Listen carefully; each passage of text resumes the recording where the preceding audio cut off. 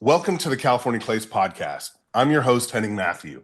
And on today's episode, I have Jay Waldron, Lance Bade, and Gary Fitzgerald. Jay Waldron is a former sport shooter who competed in the 1992 Summer Olympics in Barcelona. He made the finals and placed fifth, and after which he started traveling with the team in 2013 and took over as the head coach in 2018. Then as the head coach for USA Shooting from 2018 to 2024. Also joining us is Lance Bade, a target shooter and three-time Olympian. Lance competed in the 1996 Summer Olympics in trap and double trap. Lance won bronze in trap and placed 10th in double trap. In the 2000 Summer Olympics, Bade finished 16th in trap and 6th place in double trap. And at the 2004 Summer Olympics, Lance finished and made the finals and placed 5th in trap. Also joining us, and I'd like to thank him for doing this, Gary Fitzgerald, who was on the governance and advisory councils for USA Shooting for a number of years and introduced me to Lance and Jay. Gentlemen, thank you for joining me. Thanks for having us. Absolutely. Well, hey guys, I'm excited about this because honestly, I don't think there's a lot of times we get to talk to Olympic coaches and dive into a level of training that is considered elite. And you guys have worked with elite athletes for a big part of your careers, it looks like. And so I'd love to dive into one, just your backgrounds, your stories, and then we can kind of dive into how you approach training and working with these elite athletes. So let's start with Lance. What's that? Oh, I was telling Lance, jump on in there. Yeah, so let's start with your personal stories of that. How did each of you first get involved in the shooting sports? Well, I grew up in Washington State. So I probably started shooting competitively or just going out to the range and shooting when I turned 16 and had a driver's license. The local club we saw one day, and they were open on Wednesdays. And my dad and stuff they had going on, I couldn't go on Wednesday. So once I got my driver's license, I just said, hey, what do you think? Can I go out there and shoot? He's like, yeah, I'll go out and ask the guys and see what's going on. And that's basically how I started. I went out there, guys like young guys around, showed me some stuff. Shit, I think I shot, I don't know, probably the first round I shot from far back because all I was a hunter. I think I was using ounce and a quarters or something. I had no idea about a lighter load or anything. That's all I knew. But once I started shooting and they could see I could shoot a shotgun, they talked me into going and starting to do competitions. And it was all American competitions. We have a lot of PITA in the Northwest with the ATA, and kind of went from there. And then there was the USA Shooting. Somebody had a grant to take a group of kids and introduce them to international trap. And they went to the ATA and asked for like the top 5. Went to the PITA and said, "Hey, could I get your top 3 juniors? We got this thing," and they selected me as one of them. And I came out to Colorado Springs and had a camp, and they had some coaching. Lloyd Woodhouse was a coach at that time. I want to say Hugh Bowie out of Washington. They had him come down as an assistant coach and that. So I learned some and got introduced to bunker basically. And it kind of addicted me. I really enjoyed it and I picked it up. And then they offered basically how it all got started was they had another grant, and the winners of the state ATA singles got offered, I think they paid plane ticket, hotel, and ammo. And you'd come out and shoot their junior Olympics. And I won our state junior singles and got invited out to that. And, I kind of went from there. I won it. It was my first international match. They put me on the development team. I got some funding. I got to go to a few camps that the team put on, learn from some of the older shooters. And basically that was the start of it. Once I went back home and I had graduated high school and I was working, and I basically convinced the coach to let me come out to Colorado Springs to try to be a resident athlete and chase it, because I learned real quick the closest bunker to me was in Renton, Washington, and it's about 3 hours away. And going up there trying to train on a weekend or any time when it was open was pretty difficult. Wait, so Lance, you were in high school when you were doing this? Yeah, I think I was 17. It was my junior year. And then when I won the Junior Olympics, so I was on the development team my senior year of high school. Right on. And that's when I got my taste for it. And then when I graduated is when it was like, okay, I'm either going to school, working, or I want to try to do this. And I had seen that, I had skipped my senior prom and everything for to go to the nationals to get back on the team, and I think I placed sixth or fifth or something like that. And they took like the top eight because they had a couple at that time, a couple development team juniors or junior team guys that were resident athletes. So they wanted to be able to put them on the development team to keep them residents or whatever. So I'm making that top six or however I finished, I was able to get another spot. Well, I learned there pretty quick that there's no way I'm going to compete against men on the team, the Army, and a lot of the juniors without being able to train it and practice it. And that's when I approached Lloyd and said, hey, I'm interested. Is there any chance I could come out? And they give me an opportunity. Now, I starved for about a year or so once I came out because there wasn't any rooms. And I and another kid took all of our money and got an apartment together. I just drove out and nobody give you a job and let you go to the shoots and the team stuff or, have a time to train. And so it was really difficult. I knew nobody here. So we just carpooled and everything for that year and just, they give us ammo and targets and we could eat at the training center. So we carpooled and saved everything we had. And we figured we had about 8 or 9 months worth of money before we'd run out. So we just shot every target we could every piece of ammo and target they gave us, we shot and worked at it. And it was pretty motivating. Now I had some other things happen in there with family and my dad getting sick and some other things that I think helped mold me in going for it. But, it worked out. We ended up getting a real nice job. We shot with the pistol guys a lot at the training center, learned a lot from them. And we'd go into this one pistol club and shoot. We'd help their guys sometimes with guns and stuff like that. And the guy offered us a job. He's like, how do you guys know so much about pistols and everything else? And he's like, oh, absolutely. I'll give you a job. You just give me a week notice when you have to leave for a World Cup and when you're getting back, and we'd come in at 2 o'clock in the afternoon. So we'd go out in the morning and we could train all morning and work this evening shift in this thing. And that helped a lot. And went at it. And I believe that was 90 or 91 when I came out. I came close. I was like second alternate to the 92 team, but that was my first men's team I made was 92. And then or 93. I think I made the men's team in 92. And that was the game Jay made. And and then, all of a sudden making the national team, they had a room open up. So that opened up a lot for me and a lot of freedom. I had a job. I won some grants, making the team. All of a sudden I had no bills except for my truck. I was in the training center and that was on. I made the world championship team in 93. I think we took a team medal, and then kind of everything rolled from there. And that's how I kind of got into shooting. That's how I got introduced to international. And Jay's got a similar story with these grants and getting introduced to international trap. We just realized each of us had a story real close to that guys in the shooting sports really went out of their way to help promote the Olympic style shooting at that time. Because at that time in the U.S., there just wasn't a lot of bunkers to shoot international trap. There was only, there was a small amount of bunkers around the country. So it was really important where you were or how you were able to be able to train. And, the Army was the number one place to be able to do it, and have everything. But that's basically how I got into it. I was a hunter. I went out to a club with my parents one day. They were taking a friend something that was into trap shooting. And it interested me because I enjoyed waterfowl hunting so much. And I was like, you can shoot a shotgun all summer? What?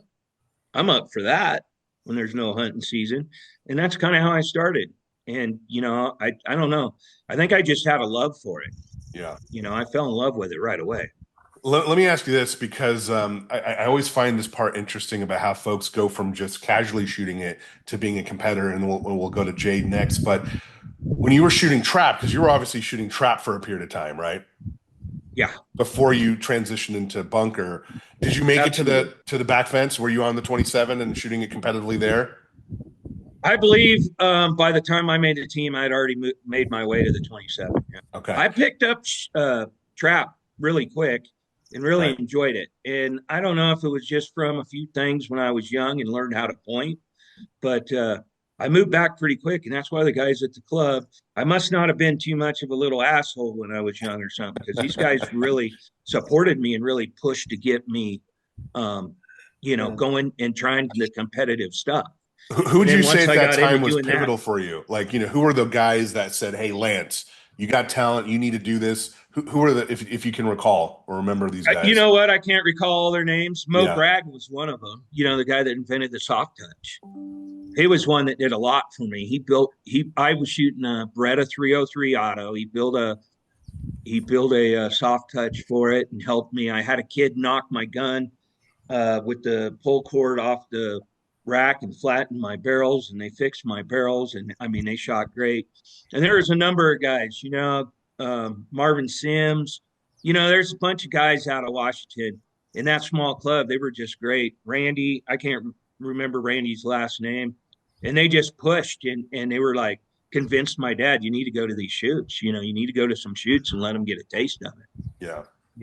And I think I was shooting an old Winchester model 1400, and I think I shot my first 3 shoots with that. I mean, that gun's about impossible to clean, and it's kind of heavy, but I shot it well, and that's what I shot hunting.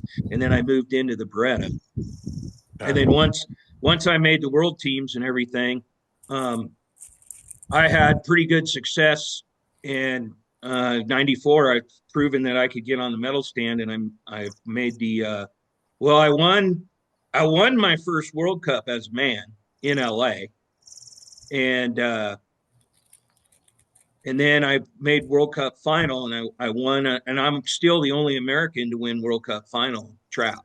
Mhm. And when I won that, Perazzi came to me, and Daniele Perazzi, the old man, come and put faith in me and said, "Hey, we're going to support you, and we want to work a deal and help you with this, and we're going to set you up with what you need." And that's Right kind of how on. it went. I Yeah. had some lucky breaks right in the beginning. Yeah. I had a lucky break at my first World Cup. I think it was Mexico City, and I had a 2-bird lead, right? And sometimes guys have a disaster finishing, and it haunts them their whole life. And other times you get a little bit of lucky break, and it just catapults you. Right. And I had no help mentally or with any coaching to help me or even understand that or even know that. I learned most of my stuff from the guys on the team, the older guys, the Right. guys on the open team. Jay, Todd Graves, Brett Erickson, there's great shooters, Dan Carlisle, these guys, What and little we give up, yeah. yeah, and uh, I think I had a 2-bird lead in their junior event, and I'll never forget the last bird out. It was like tunnel vision. I've never had it again. Uh, I never had it at that point, but I remember I put the gun in and it was like this tunnel vision went. And I don't know if I knew I'd won or what. And I remember as I went to call pull, I just pulled the trigger, and the gun went off, knocked the hell out of me. Bird goes out. I tried to break it, but I had enough of a lead that I still won it. Now, if I'd have did that and I was tied for the lead or something and lost it, that might have really mentally messed with me for a while, but it was a lucky break. I had built enough of a lead that I still won it. So Yeah. sometimes there's a lucky break, and I got some lucky breaks in that first World Cup in the final. I shot a great final.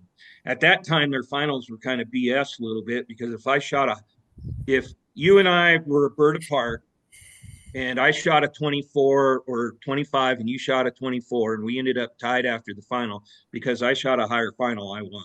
And that's how I ended up winning that first World Cup, but that's how they did it through those quads. And that's how I And lost an Olympic medal. So, yeah. there you go. I want to dive into that tunnel vision piece, but I want Jay to be able to give his intro here as well. Maybe we could start touching on Yeah. some of the training stuff. But that's an interesting thing about the tunnel vision that you mentioned. But Jay, how did you get into the sport? Well, it's kind of funny, really.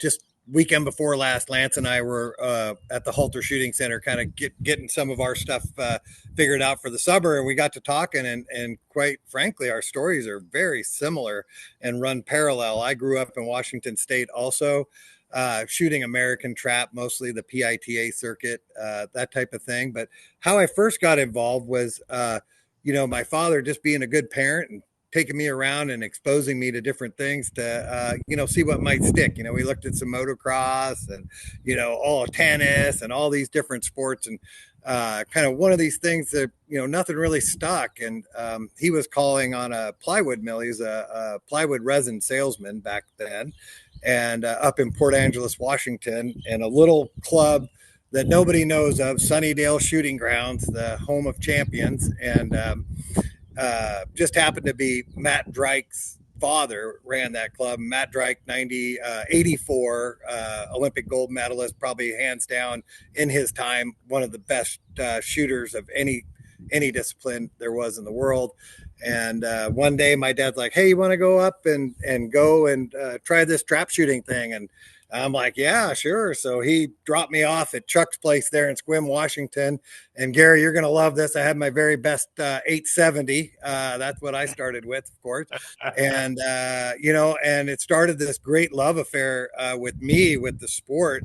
And Chuck was just a master of finding things and just really bringing the competitiveness out of someone, and really kind of embracing you to find your own way to be competitive, because that's really what the shooting sports are all about. Is it's you're the one out there. That's why the highs are so high when you do it correctly, and the lows are so low when you don't, because you can't blame the goalie, you can't blame the pitcher. It's just you, man.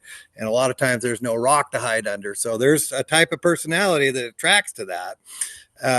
And so anyway, long story short, my dad just started, every once a week or so, I get a little sick and have to go up to Port Angeles and hang out with Chuck for the day. And that went on probably, I'm going to guess that was probably 8th grade, 7th, 8th grade. I was probably 14. I don't know, put that together, wherever that landed. And I shot at Chuck's there. I probably went up once a week for, I'm going to guess, the most part of a year. And just shot with Chuck and had a great time, and just learned all about it, soaked everything up from him that I possibly could. And a lot of my coaching style and what I bring to the game is mentored from Chuck, actually. But so anyway, long story short, we kind of started going along, and Chuck's like, hey, man, you're ready to shoot your first competition. And I'll never forget, it was 1980. And we went to the Little Rock Gun Club in Washington State. I think it was like the state championship or something. I went out there and won my first junior trophy, woohoo, man on a stick, plastic man on a stick, and it was super exciting, which kind of lit a fire for me. Like, hey, I want to do this. I want to shoot competitive with in the American trap disciplines. So, next thing you know, I've got my first real gun, a Browning Satori. I think that was my 15th birthday present, maybe 16th in there somewhere. I don't know, but that was a great present for me, and That's started awesome. shooting PITA, which is the Pacific International Trap Shooting Association. It's like the ATA, but it's mostly just Washington, Oregon, Montana, Idaho, kind of the Northwest, somewhat of Northern California. And was very successful. Like you were saying, I had a good singles average, 27-yard line junior, having a good time doing all that. And then somewhere along the line, the PITA said, hey, man, we got this guy, and he made a grant, and we want to take our 5 best juniors, and we're going to send them to the national championship for international bunker trap.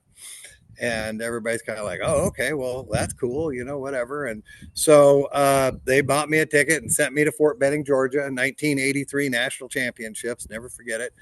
And I went out there and I made a team, right? I made a junior team.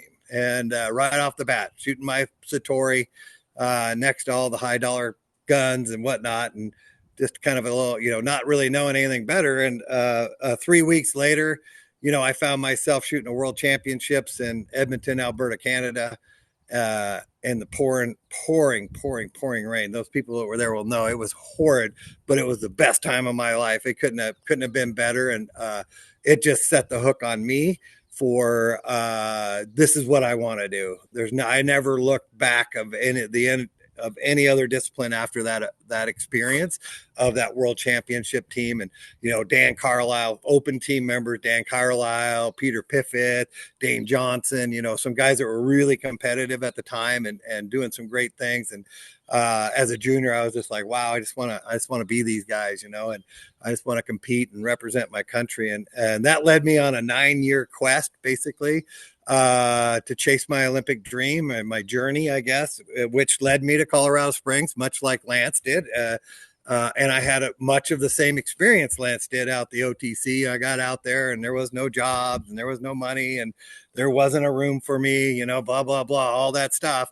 That all happened to me too. So I ended up out there for probably a better part of a year or so. And maybe a year and a half, I'm going to guess, somewhere in there. And then my family and my wife's family got married at the time. They called us up and we're just like, hey, man, we're tired of supporting you. Find a job or come home. You know what I mean? So it was pretty much, that was it. It was over for me. So like, all right, Lloyd, see you later.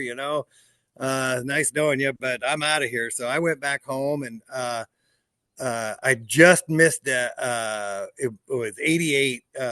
So the team in 88, right in that era right there, 87, 88, it's all blending together for me a little bit here, but, and then here comes Army knocking on my door, right? So Army's just knocking on my door. Hey, when you going to join this man's Army, and then somewhere in there I had a kid and, Army started looking pretty good to me, so I hitched up with the AMU. That was the final drive of my career, I guess, hitching up with the AMU. And, my wife was a competitive shooter also. And, quite, frankly, interestingly enough, back in the day when the women didn't have their own event, they had to shoot the same scores as the men to qualify for the games. It was a 180. I want to say it was a 184 or 188 pair of 94s you had to shoot to get a qualifying score. She was one of the only women in the U.S. to have her score, and actually had gotten a quota to go to the games in 92, which would have been super exciting. One thing led to another, and Russia broke up, and all the stands needed quota spots, and USA Shooting thought it was a better idea for Georgia, a man from Georgia to go than a woman from the U.S. So they ended up giving her spot away. But it would have been kind of cool to be where man and woman compete in the same sport, and Olympic Games probably would have set history and been something that was pretty damn cool at the end, looking at hindsight. But that didn't happen. But anyway, Jay, if I can ask you real quick, when did women start competing in the shotgun disciplines? I want to say they gave them double strap in 96, right, Lance? 96, right? So, yep. Right. Yep. So they had six women compete in 92, I think, in each event, but they competed against the men, and then they had their own individual event, and they made it double strap first and give them an event. So what happened really is they had a Chinese woman in 92 that came out and just totally put a spank on everybody, right? I think she shot a 225, won the gold medal. They drug tested her like every single day, and after that got done, the European guys were just like, hey man, we can't let that happen again. We got to give them their own event, and so they broke off the double strap from the men, and that was the women's event for a while with the double strap. And then I think that the guys kind of missed it, and then they came back around to it and took the double strap, and then kind of Title IX'd everything. I don't know when the Title IX thing happened. It was probably around 2004, was it, Lance, when the women actually got their own events and trap and skeet, and then they double strap was mostly a male dominated event. And there's a lot of here's some unique history with the Olympic thing and the women, and just a nugget here with 92. The Chinese women walked around, and the men were too, but all the Chinese were sucking on some kind of a tea all the time. And they set an unprecedented amount of the Chinese women did of Olympic and world records, swimming, running, shooting, everything. And they could never find anything illegal in that tea or whatever, but they figured out, they don't know if it's something mental it did or in their body chemically or something, but these performances come out of crazy. And the Olympic Committee actually ended up banning this tea after Oh, the you're night. kidding me. What do you remember what tea it was? I I don't know what it was called or whatever, but they were all drinking it really hard. And I remember because that was at the time I just got into the center really and got a room. There was a lot of talk in the Olympic Committee with medical and everyone about this going on in the doctors Because and I will buy everything. pounds of it right now if you could tell me the name. 100% Right. And confident it didn't tea. seem to do anything for the men, but the women Yeah. had an unprecedented amount of unbelievable performances. They probably have a test for that now, unfortunately. So Yeah. yeah, Yeah. they figured that out. Yeah. But I'm sure they tested because they banned the yeah, tea. yeah. Yeah. But anyway, so joined the AMU and pushed on to the Olympic Games and did my Olympic journey. Kind of finished up with Barcelona there, and then got done with Barcelona. And we'd had a couple kids by then, and ended up moving back home and starting a business and kind of just raising kids and doing that. And none of my kids really were into shooting. I mean, we gave them shooting for a number of years there, and they were all kind of like, we're not really super into it. So we kind of let that drop and just did their high school stuff and followed them around all over doing their stuff. And I think it was like 2011 when my last youngest went to college, and she was out, and we were empty nesters, and it was getting weird going to the volleyball and basketball games, and some of the kids I didn't know anybody on the team anymore. I'm like, oh, this is kind of weird going to high school games. And none of my kids are out here, so which led me back out to the gun club, and then I started with my local gun club. Just going out and kind of hanging out, seeing what was up. And then next thing you know, I started a little youth program out there. And then my analogy of the thing was these kids all these kids, they need basics, right? There's a lot of guys out here and they're teaching them things, but they're just not giving them a really solid foundation. So, it was my kind of mission, like, hey, if I could coach coaches, then we can affect a lot more kids this way. We can build foundations tenfold, hundredfold, if we start coaching coaches. So, which led me to get some accolades so that I could actually have, teach an NRA level 1 and some NSCA stuff and different things, which then led me back to Colorado Springs, because back then you had to go to Colorado Springs and basically take the test to be a NRA instructor. And as soon as I walked in the door, all my buddies were in there. I think Brett Erickson had the team at that time.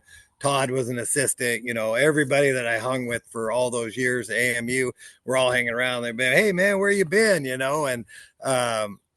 I kind of told them my story. And I mean, it wasn't maybe 6-8 months later, I was on a trip somewhere, traveling with the team as an assistant, like Lance, kind of a volunteer assistant, and got hooked up, and it just kind of snowballed from there. In 2015, I took a job with USA Shooting to manage their range out in Colorado Springs and run what was left of the resident program at that time. And there was some residents out there. It was a dying tree at that moment, I would probably say. But as far as support from USA Shooting and USOC was involved, but we got that accomplished, and then traveled as assistant for a few years, and then in 2018 actually got the reins to the team and took them. We had a great 2018. I think we cleared the podium in the women's skeet that year, world championship podium sweep, which is probably a career highlight of mine. There's a lot of highlights, but that was pretty cool. And it just started a whole run where, Shari, my wife, and she was involved too with USA Shooting and employed with them. And we basically just kind of yinged and yang, paired up, and took over the program. And that's, a couple years earlier, I brought in Lance, and it was a real good fit, with what's happening. Lance is a pretty strong personality, but he's got a lot of knowledge with the sports and whatnot. And it doesn't scare me to bring in people that are on level or have a level of competency greater than my own. That just makes me greater. So, and everyone around me grows with that too. So, but yeah. So, and then here we are. Got through with that run after 24, and my career now is done with USA Shooting, and Lance and I kind of got our heads together. And you know what? I'm not done giving, and I still care about this sport. We still have passion for it. And then we launched Elite Shotgun Academy just this year, and been having a great time with that. Just doing all the fun stuff on the ranges and coaching and just watching it work and people with big smiles and all that stuff and none of the politics and all the other stuff that goes with it. So it's just been a really great change and a lot of fun. No, that's awesome. Thank you, Jay. Appreciate the background, the download there. Did you and Lance know each other in Washington? It sounds like you both were from Washington. Well, absolutely. See, I didn't see, I was down in Puyallup. Lance was more in, he grew up more in the Vancouver area. So we weren't necessarily hanging out as kids, but as soon as Lance showed the scene, I was still a junior. I was making open teams when Lance came on as a junior, and Lance came on with a pretty good stormtrooper, came right up and got busy with making teams and doing things. So yeah, he and I hit it off right off the bat. I want to say that there's a lot of years that we ran around together as far as that team goes. I want to say hopefully I mentored Lance in a good way sometimes. So but it was a lot different. It had a lot different team structure back then. The open team guys were the open team guys, and the juniors really paid their dues to those guys, in a lot of different ways that can't happen in today's society anyway. Let's put it that way. But yeah, it was fun growing up with Lance that way. And it was just a easy connection. Once, I was out of the sport and back in Colorado Springs, that's when Lance and I connected again when he was in Colorado, and I started having him come out to the range and we started working some stuff there. And then next thing you know, here we are. So. Wait, so you touched on something that I kind of picked up on, I think. Was there like a little bit of hazing for the junior shooters? There might have been some of that. Junior, get my gun, and you were considered. There was some of that going on, man. Yeah, you were a junior puke. But although I will say, I wouldn't call it hazing. When Jay got a hold of me and I agreed to this, was Jay was probably one of the best treating the juniors and straight up honest or whatever and decent. Some of the guys were a little bit whatever, but and Jay was overboard with it. But yeah, when he came to me, when he came to me, I was burnt out. I got out of the game, the politics and everything, and I'd kind of lost my way with the shooting. I'd had enough. Mm-hmm. And when he came to me, I was like, I'm finished with USA shooting or everything after all I've given. And it really surprised me because we had a lot of things that happened the same. We went through the same kind of problems and political problems and same things. And it was like, wow, maybe this is meant to be because we were from the same state, how we connected. Yeah. But we had a lot of the same things and what we went through happened to us. And he needed help in trap. And when USA Shooting had a time there where they got really rough with their senior shooters or their veteran shooters that were winning stuff for them and everything. And we're kind of trying to run out a little bit for younger shooters. Why? I do not know, whatever. But when I got out, a group of us got out, and the guys that were set in place to come in behind us, because the U.S. has always been known as one of the strongest countries ever and had a tradition of winning Olympic trap medals. And, Josh and I kept that alive when our generation went in. And you're referring to, and I don't know how to say his last name, Josh, is it Lakatos? I think Lakatos. Yeah, he won the silver medal, we pushed I believe, each other quite a bit. Yeah. I had a good training partner, just like the guys in the Army. They had good training partners too to help learn, right? And that's how a lot, Josh and I, we had to learn against each other, with each other. And, it left a big void in when Jay took over, no offense to the guys that were on the team, but he didn't have a very strong team or a very experienced team. We took no male trap shooters to 12 or 16. So after I retired and won that last quota slot, they went to Olympics without winning. Jay's like, I need help. I need help turning this side. I got this whole program, and everything else. And my thing was, the only thing I wanted in it all was that we develop a junior program or keep supporting and developing a junior program to move in to give a kid a chance at a dream like I got. Right. And it's only because of a strong junior program that a guy like me could have this journey I had. And Right. he's all about it, obviously, right? By the time we were done, I was like, I'm in. As long as USA Shooting don't screw with me, I'm good. Just let, Yeah. and we ended up having a great working relationship together. It was great. Well, I want to touch on that as well, but before we do, let me just also ask Gary something here real quick. Because Gary, one again, thank you for introducing me to these gentlemen, because No I think this is problem. going to be a really interesting deep dive into elite shooting. Right? We talk about Right. shooting and at the elite levels, et cetera. But I interviewed you. You were my first interview. I didn't even know you were involved with USA Shooting. So you're a man of many, many different things when it comes to shooting. I mean, geez, when I came to your property, I saw one of your street signs on your property that I think it said Winchester or something. Or so Yeah, yeah, to say that you're a shotgunner, I mean, is putting it lightly, right? I mean, that's an yeah, understatement. yeah. How did you get involved with USA Shooting? Too stupid to say no. That's pretty Okay. much where we're at. Few guys asked me to step up and get it was Fort Benning was one of it, and then Derek and all those guys said, "Hey, can you step in?" And I mean, originally what I was elected for was do fundraising. That's really all I want to do. Do some introductions, get some people talking amongst the different organizations, and try to get some funds. Because, like the guy said, it is a problem. I mean, it's still compared to other countries, it's a shoestring budget. And I think it'd be a great time, like Lance and Jay, and they can literate on this one a little bit deeper.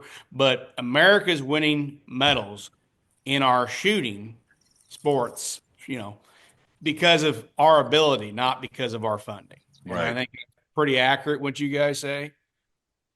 You know, That's crazy to me. We're the literally the country known for shooting sports or shooting, and yet yeah. we're not funding our USA team. So, am I thinking of that right, or We're what do you we're mean? the only country that's not funded from the government. We're battling all the countries we battle are funded by the government. Our Olympic team in the United States is 100% privately funded by donations. From the USOC to the USOC. Yeah. So you're So saying like literally the USA shooting team is the bad news bears of Olympics? With talent.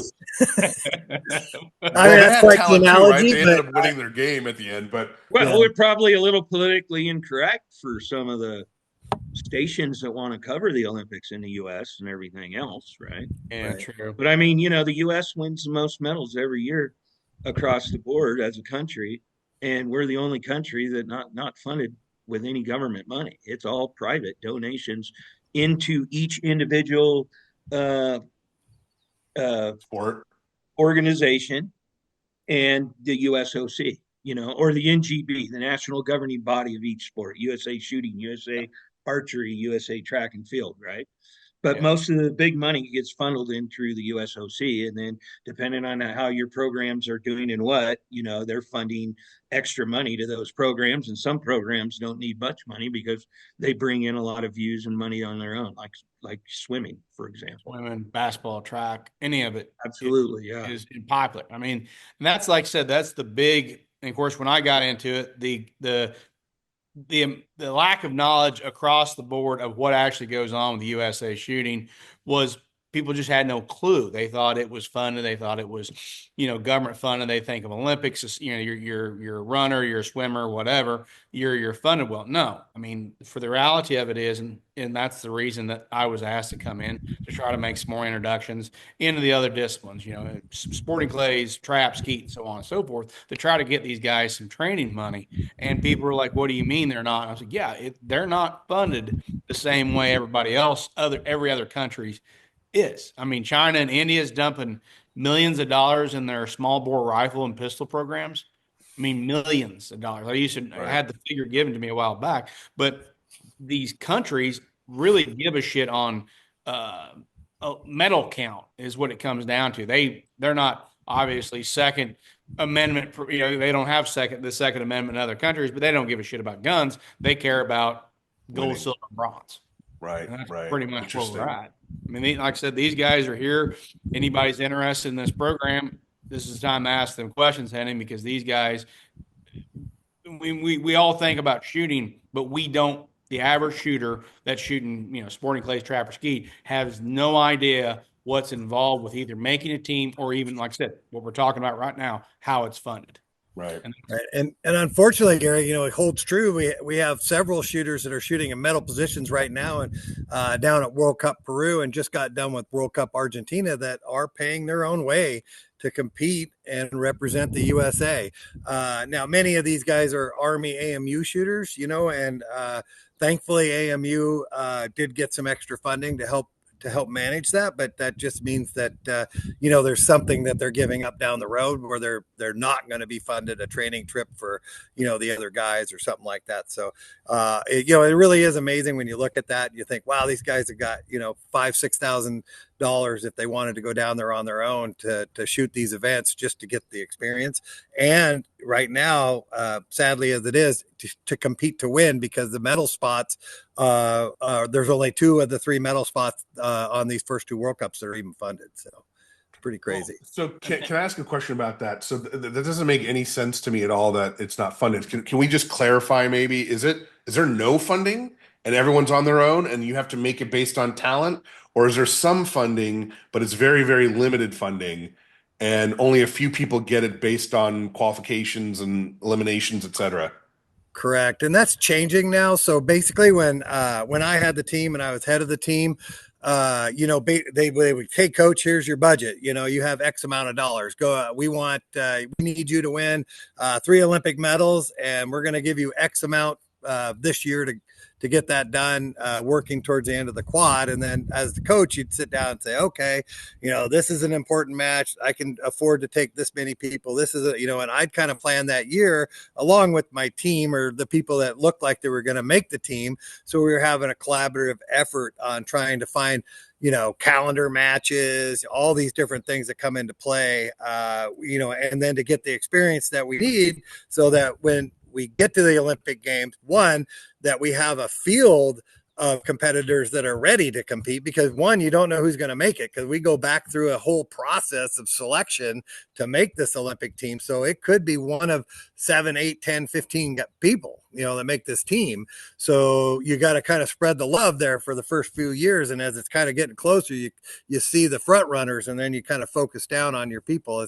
They used to call it the funnel, it was super wide to start with, and then just kind of neck down at the end, because you could really see who was going to compete. But right at the end, when I came out, it was going into the 24 Olympics. USA Shooting had been through, I'd been at USA Shooting 11 years, been through at least 10 administrative changes over those 11 years, 12 years. So, and as well as I do, every new administration comes in, I hate you, I like you, they got to have their own people surround them. So it was constant turmoil of different things. And they went to a different funding model, where they basically said, hey, look, we don't want a coach driving this anymore. We don't want to be coach driven, athlete centric was our motto. Coach driven, athlete centric. Coach drives it. The athletes are the center of the world. We're going to go to this individual funding model, and then they just go through, and they went through and looked at people's records, and then they're, hey, okay, you got a pretty good record, we're going to give you 10,000. You got a better record, we're going to give you 15 or whatever.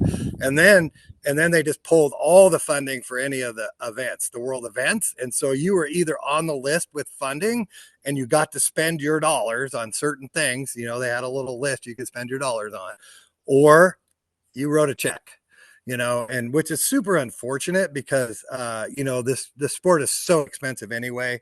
$15,000-$20,000 shotgun, all the ammo to compete, these selection matches are 4, 5, 6 days long. It's a $3,000 plus investment just to go to a match. So, and you have to go to 2 matches to make a team. So, I mean, you're $6,000 in. If you're, staying in a cheap hotel and eating McDonald's, you're $6,000 in.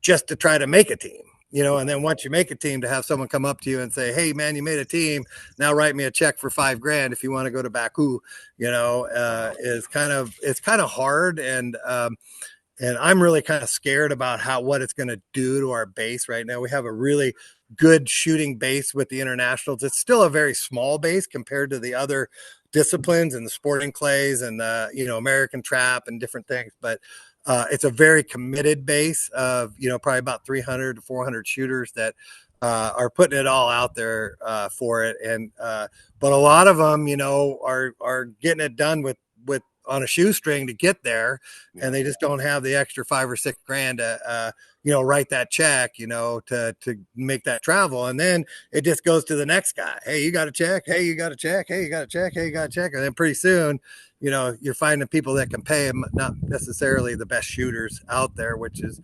unfortunate byproduct of this type of system. So Jay, just a couple questions. A lot of good info there that's causing me to have a whole bunch of questions. So right now, USOC gets some money that comes and funnels through you as a coach, and they've used different models to determine how they're going to do it. One was a group model. Coach then gives it to the students or the athletes. Then it ended up becoming based on their individual talent. That money then gets divvied up per that person's talent, and that could be arbitrary and subjective to whoever that person is. It sounds like it. Correct. Have there been any, we have a number of manufacturers in the U.S. that produce product like Winchester, Remington, et cetera. I know they're all there's a lot of movement there with ownership and things like that.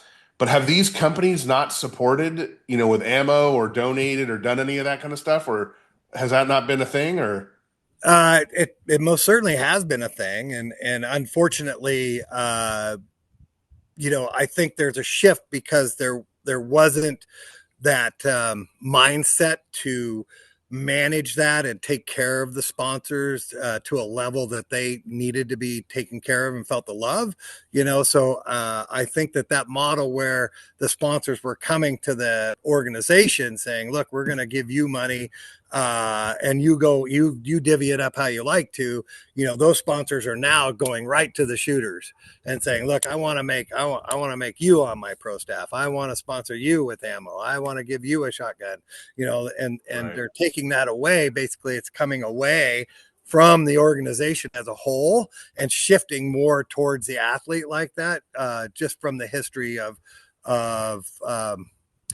just the history and track record from. And I wonder if that's because, and I'm just thinking out loud here, so you guys tell me if I'm thinking about it right. But I'm wondering if, targeting the athlete, they get more bang for their buck because that athlete will continue on doing different things as a representative of a brand ambassador. But you would think that there'd still be some level of connection to the Olympics, right? Like, I can't imagine a Winchester or Remington or whoever else that could do it wouldn't want their name associated with supporting American athletes in general, not just one individual or a couple of individuals.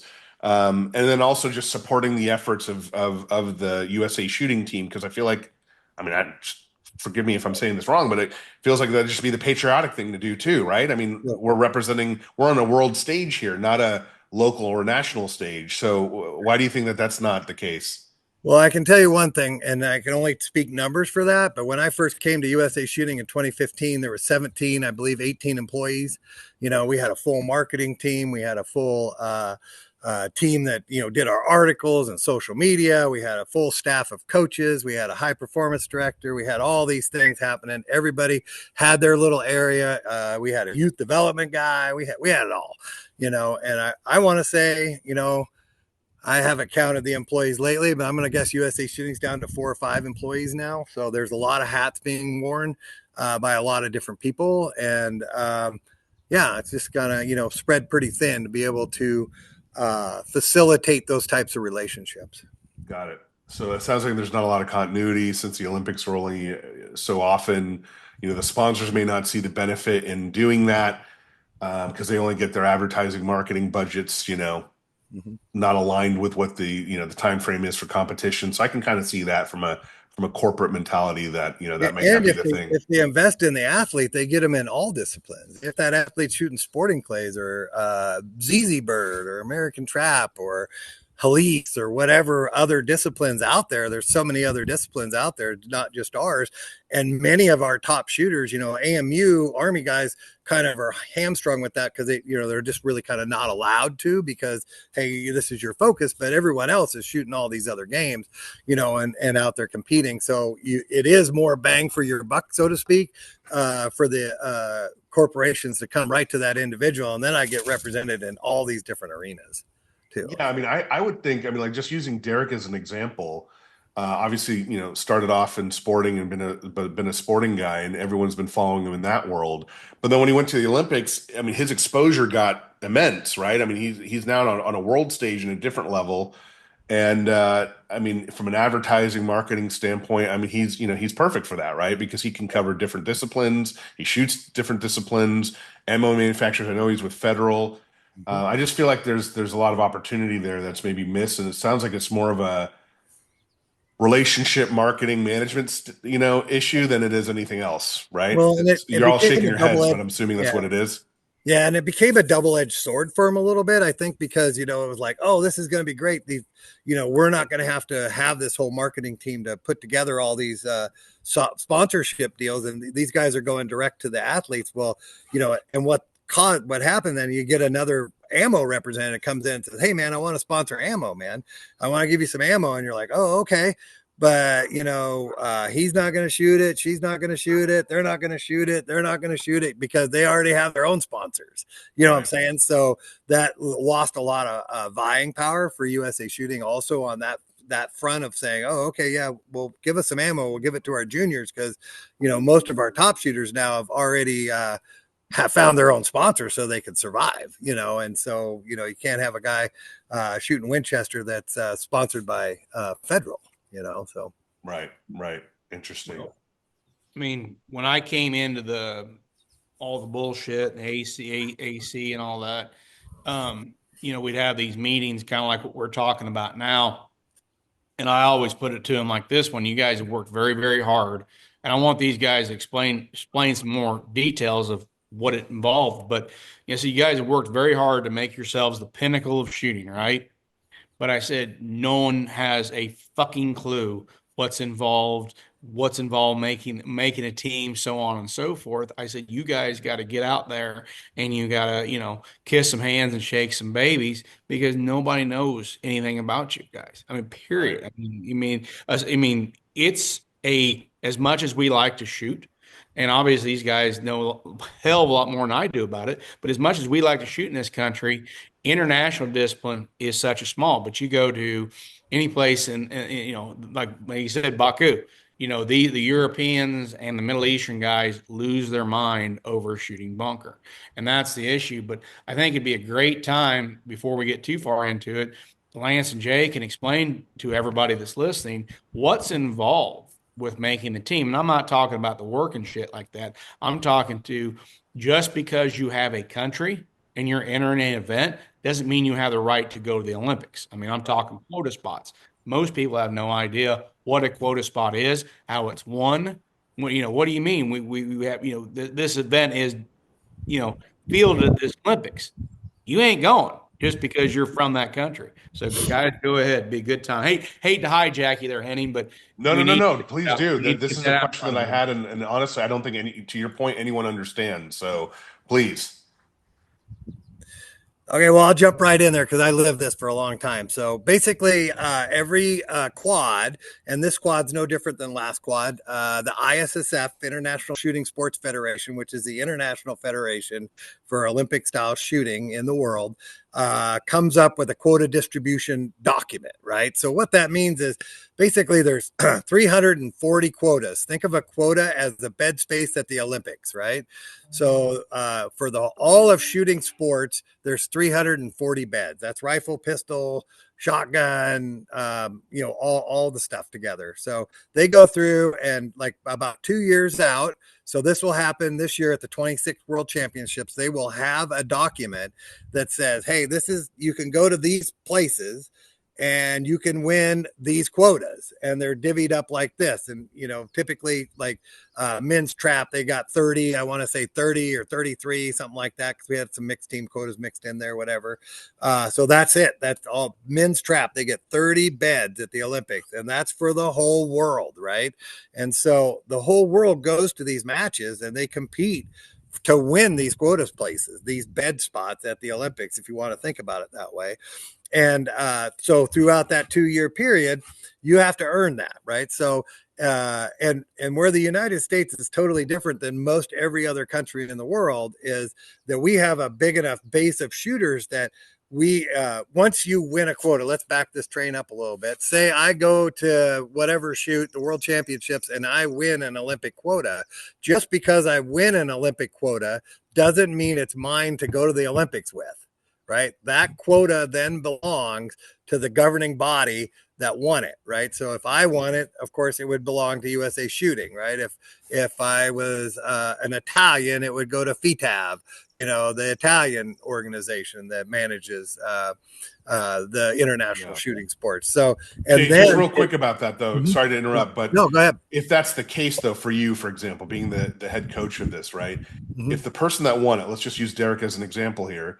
If he won it for the organization, are you likely going to give it to him, or is it going to be something that it just depends how he's feeling, how he's shooting? This is kind of some of what the hill I died on a little bit. I'll be honest with you. Is I'm a firm believer that you need to compete for the USA has always competed for these quota spots. They're up for grabs. And then here's how you're going to win them. You have to do these things, whatever it is, go to these 2 matches and be the top 2 scorers or whatever it is. It's been a myriad of different selection policies and documents, and we could talk days about selection procedures, but basically there's some sort of outline that comes through that says USA Shooting says, hey, we got 1 quota or we have 2 because we could only win 2. That's the max amount you can have at the Olympic Games is 2 in any one discipline. And then they come up with a way to give them out. Right. And however that is. Right. And I've always been a staunch believer of these quotas need to be earned through a selection process, and they need to be given to the person that hits the most targets. Right. So it's clear, cut and dry, no subjectiveness of it at all. I go break more targets than you. I'm going. Right. That's just the way it is. And which is kind of, crazy and scary at the same time, because, you might get somebody that's just coming up and, a fresh new hot shot that's not necessarily, one of your long standing team members that gets knocked off. But, that's just the way it is, in my opinion. And it really makes these top guys super strong and keeps them in it like all the time. They know they can't let their guard down just for a little bit, but they got to stay on top. They got to stay fresh. They got to stay ready. And I think that is really my belief anyway, is really what fosters the just the passion and competition and just that competitiveness from the USA shooters, where the rest of the world, and most of the rest of the world, there are some outliers. If I win that quota, well, it's mine. I get it. Right. But typically, like Gary was saying, the Middle Eastern countries and a lot of these other countries, they don't have freedom of firearm ownership. They're very limited in what they can do. So there's only a certain segment of the population that's even allowed to do this, right? So they end up with 3 or 4 guys or girls or ladies that are into it and want to do it, and then that's their group. And it doesn't change. Like USA, we could go with in 2025, we might have this team. In 2026, we got a totally different team, and 27, hopefully we're kind of getting some of the same people. So we're ready for 28, but they're just crazy. The rest of the world is just crazy infatuated with the U.S., how we can just show up with some of these no-name guys that they've never seen before, and we're competitive with them. And so Jay, about that, so you mentioned about either winning by merit and objectively winning it, right? And where there's no subjectivity to it, there's no one picking someone based on things, but a lot of it also has to do with experience, right? In that situation, because the pressure of competing is, I'm sure, insane at the Olympic level. And so you sometimes may want someone who's already had that experience, and that's why you might choose them over that. So is that... And I think, there is that piece of it, you know what I'm saying? And Lance can talk to this because he lived through a lot more selection procedures and different areas than I did, but you know, at the end of the day, it's what makes them tough. It really does. You know what I'm saying? So I'm a firm believer. Like if you just go ahead and start handing that stuff out too early, then that toughness is going to waver a little bit, you know, and Right. that's just my belief, you know, and I think that, you know, these competitions and having to battle, the toughest part about the Olympics is making the Olympic team in America. I mean, that's the toughest part. I think Lance will agree with that. And then you get to the games, it's like, oh, phew, I made it. You know, like Right. all I got to do now is perform. I don't have to beat, you know, another 100 guys just to get It's a roller coaster. Yeah. Well, there's Lance, there's two things in there to touch on to add with what Jay was saying that kind of sets our selection system, or why we feel this selection system is the best in the world. The first thing is the U.S. has the Amateur Sports Act, right? And it gives you the right to compete. So a team, uh, any any sport in the U.S. can't just say, I'm going to take this guy. He's our dog. You have to set up if you're not going to have a selection system where everybody has the right to compete, you have to have some kind of system that's a point system competing overseas or whatever. And they have to get it approved that you can win these points without going to your regular selection system and be placed on the team. The second thing it does is that our selection system process like this teaches you that you have to be able to rise and compete when it's time. Mm-hmm. You don't get to pick and choose. And every time they've tried to do a selection system where you've got to pick and choose, they've never had good success. But when you have a selection system like this, it teaches you that when you go there, you got to figure that range out. You got to figure out how to compete and how to win. And it teaches you how to rise above adversity and get it going. If you're struggling, you have to demand it out of yourself, how to get your game going and get in the top of your game and make it. Right. And it creates a consistency and a mental toughness with our team going into finals, competitions, and consistency that there's a lot of countries that have done it a lot of different ways that are starting to model that. And it's funny that we've looked a little away from it some all of a sudden. And there's a whole bunch of countries going, their success, this is how we have to start doing it, because they're seeing the problems they're having with their team by just a coach and the politics of putting it out there and just picking their team, you know? So, and to me, that's the best way. That's what the game of shooting is, or shotgun shooting. He who breaks the most targets wins. Yep. Right. And that's how it should. And keeping it focused on merit. Right. The hard part's getting there, because we have such a deep and strong team, and it takes individuals that want it. They want it. And people don't realize what these guys and gals give up to get there. Yeah. And their families give up to support them and back them. Oh, I can only imagine. And, you know, and so it's a deep thing, and it's more pressure making that Olympic team. For me, the 96 team, I was ranked number 1 or 2 in the world almost the whole year. And I fought against Michael Diamond, and I got him more than he got me in that quad, but he got me at the games, right? But the hardest thing for me is that I've won all these quotas. I won 2 quotas. And now they don't let you, because I and Michael Diamond both did it in 96, but we won a quota in trap and a quota in doubles trap, right? And so, it's Lance, like, I got to ask you about that. All these quotas, I've won all these medals, I've had all these placements. I'm ranked number 1 or 2, 3 in the world, almost the whole quad. And, you know I'm the most consistent guy out there, and I've earned it, but I still got to go through the trials and make that team. And that first set of trials is a tough trials. And a great person to talk to is Derek Munn, because he went through that. He had a good first trial, and then the second trial, he couldn't get it going, and it took him about halfway through. And I mean, you want to talk about having a lot of deep talks in between rounds and after the first day.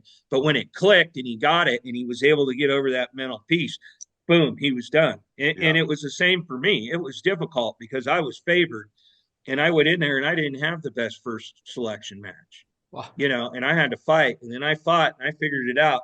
But my consistency and everything carried me through to make that team. But once I figured that out, I pounded him in the doubles, and I Mm. just ran away with the doubles, both selection matches. But that's a difficult part, and I call it the roller coaster. You go on these highs and lows, and it's like, why the hell am I putting myself through this? Right. And then you get there and you do it, and you're just like, this is why I'm doing it. Same thing. You show up at the Olympic Games, well, you have nothing to lose now, so it's a little bit different mental perspective, but it's the show that you've worked for who knows how many years to get to. It's your show of our sport. That's our show. We don't have big shows every weekend. And then you go through that roller coaster again, all these butterflies, all this practice, you're leading up, down. All of a sudden it's getting there, and you're just like, oh my God, why am I putting myself through this? Oh man, I know I'm ready.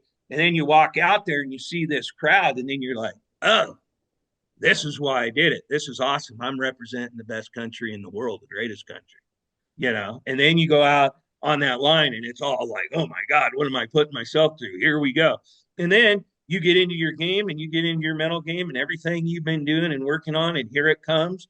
And you get through, and you're like, oh, hell yeah, this is why I did it. Lance, let The me ask you highs are something about high that and the because lows are low. yeah, I noticed in '96 you covered both disciplines, trap and double trap. Is that common? One person to do both?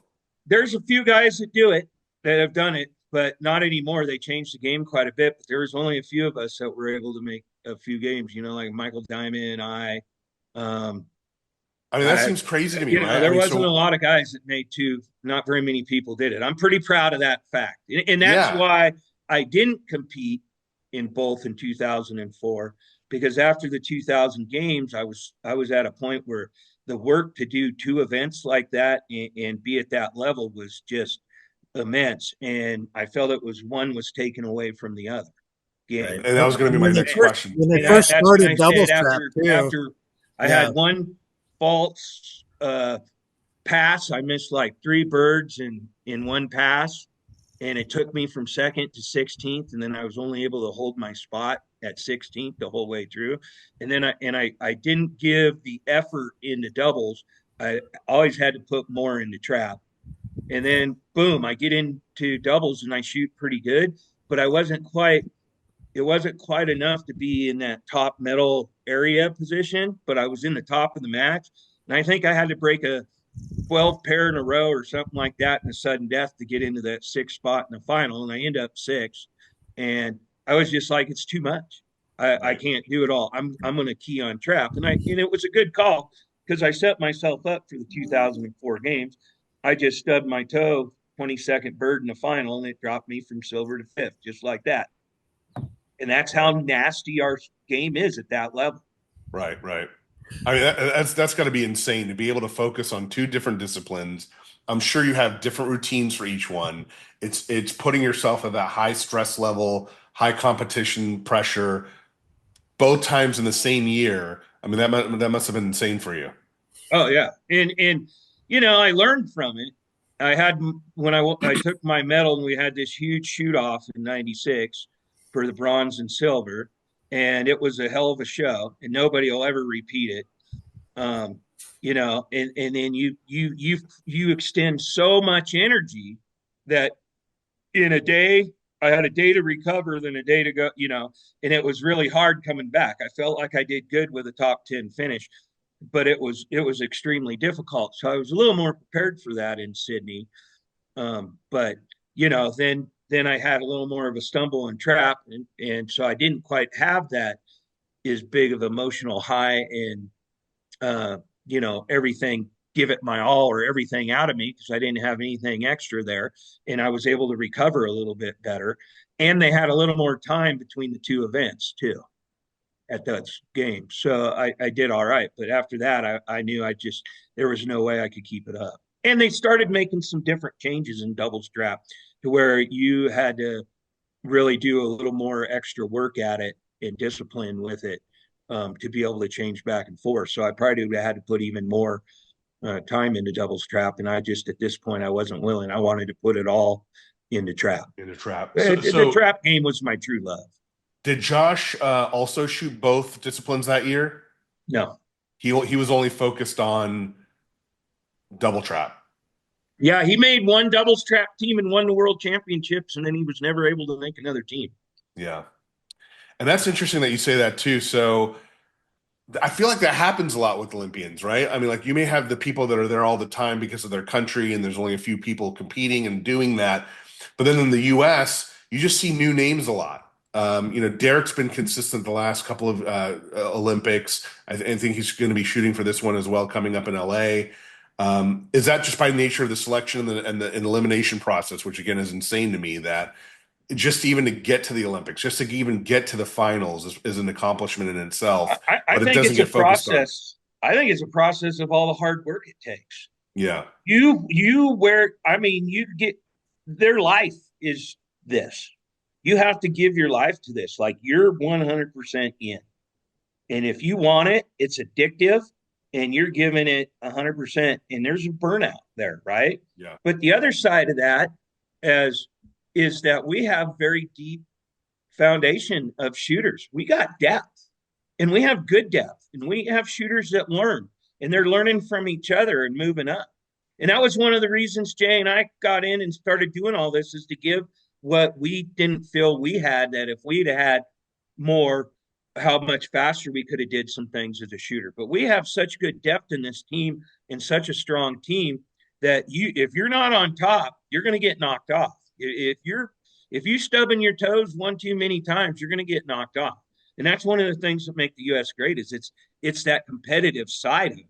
Right. And that if that competitive side brings you to a higher level, and it brings our whole our whole group of shooters to a higher. Let me ask you, as former competitors yourselves, what's been your proudest moment in helping develop the next generation of shooters coming up, both of you? Well, for me, it's given back. The gun club, going out to the right gun clubs, was what I loved about shooting. The people, the competitions, just everything. That community, right? Through all my Olympic stuff and everything, probably the proudest thing given back is that I think I've had really nice respect and openness from the teams, and that I must have did a decent job when I was on the team, because there's guys on our team right now that I was on teams with him. Glenn Elk just took a gold medal over there in Peru, right? Mm-hmm. I roomed with him quite a bit, and I was on the same Olympic team as him in 2004 and 2000, right? And for these guys, as soon as I took this on and came back, there was no questions asked. They were right there in it. What are this? What are you seeing? Wanting help. And I think the proudest moment is that I feel that it's given back to the shooters who I can help, who I've been able to teach, give them something that I felt that when Jay and I started and we were young and through a lot of our career, I just felt we didn't have much coaching at all. The AMU had a couple pretty good coaches, but as a USA shooting dude, Lloyd Woodhouse was a good coach, but he was really good manager. But when it came really down to the coaching and the technical and the mental and everything else, you were kind of on your own, or you and the other competitors really tried to learn from each other, the guys you were competing against, and put stuff to the side to help each other and learn. And you had to be able to grab that stuff. And it's been given to me, it's given back, trying to give back to my sport and get my country strong in my sport, my event again. And being able to give them something that I felt I didn't have, and taking the stuff that we felt we can make better or do more of and give it back to them and create a even stronger foundation in our shooting community with it. Yeah. And I agree with that 100%. And I think that, the proudest moments are when,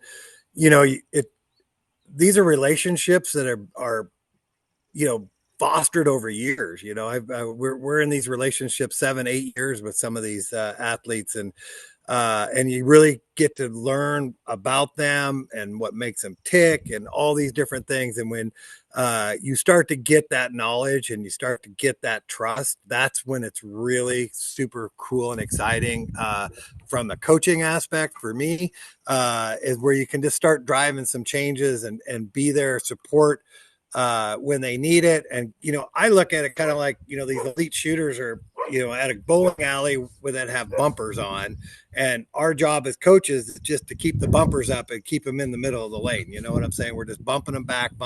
So, it could be pumping their tire in the morning and, giving them a stern talk to in the afternoon, and give them a hug at the end of the night. I don't know. It could be all three of those things in one day. So, but you never know what's going to come at you every day. And it's basically each one is individually different than the other, and so it's just not like, oh, I give you A every time, and you're going, oh, and I'll give you this, and I'll give you all the same thing. It's like it's such a tailored message to each one of them, and it's based off relationship and trust. And when you can affect something as a coach, at least help them achieve what they're achieving, what they're there to achieve, then that's really been my proudest moments with the whole thing. And there are several of those moments. Yeah, it's really cool when they realize you're going to be the first one to kick them in the ass when they need it, but you're going to be the first one there to pick them up.